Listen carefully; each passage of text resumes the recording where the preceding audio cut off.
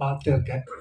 அவர் கூட ரைட் லெஃப்ட்னு Paneer sir, Shiva sir, Sethu brother எல்லாரும் எல்லாரும் ஒண்ணா இருக்கிறத பார்க்கும்போது அதுவும் அதை விட சந்தோஷமா இருந்துச்சு.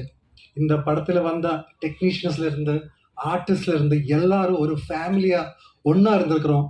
இந்த படத்துக்கு ஏதோ ஒரு பிளெஸிங் இருக்கு. ஃபர்ஸ்ட் நாள்ல இருந்து இன்னைக்கு வரைக்கும் உங்க முன்னாடி நிக்கிற இந்த டைம் வரைக்கும் எல்லாமே கடவுள் புண்ணியத்துல, கடவுள் பிளெஸிங்ஸ்ல எல்லாம் நல்லா போயிட்டு இருக்கு. எப்ப பார்த்தாலும் Danny bro god bless you சொல்லி கூட இருக்கிறாங்க.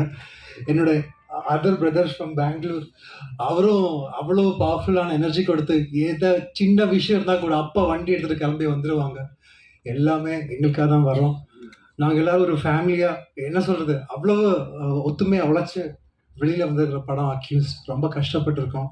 பிரபு சார் கூட ஃபர்ஸ்ட் நாளில் ஒருத்தர் ஃபோனில் கதை சொல்லும்போது அவ்வளோ பியூட்டிஃபுல்லாக இருந்த ஒரு கண்டென்ட், ஒரு கதை மட்டும் இல்லாமல் என்னோட